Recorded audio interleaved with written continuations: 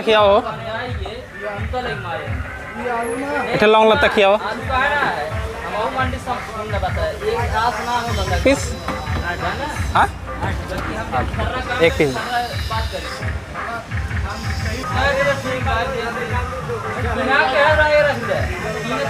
ऐसे हाथों से खाइए था ना हाथों से खाइए था ना। तो डियर फ्रेंड्स ये है लौंग लत्ता।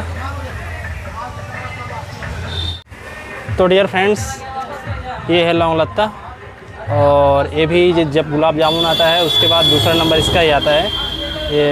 ये भी बहुत रसीली मिठाई है। इसका 8 रुपये पीस है। मैं यूपी में हूँ और 8 रुपये रेट है इसका। तो चलिए खाते हैं, देखते हैं कैसा टेस्ट है। बहुत दिन बाद खा रहा हूँ इसको भी।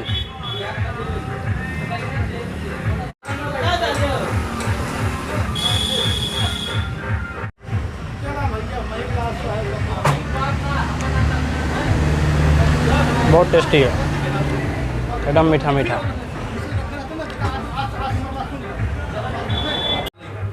तो गाइस मैंने लौंग लत्ता टेस्ट कर लिया और ख़त्म हो गया अभी।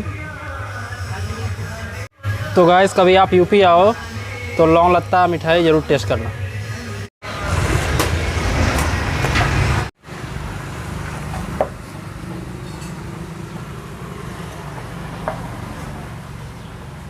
लड्डू का रेट भैया तो रही है?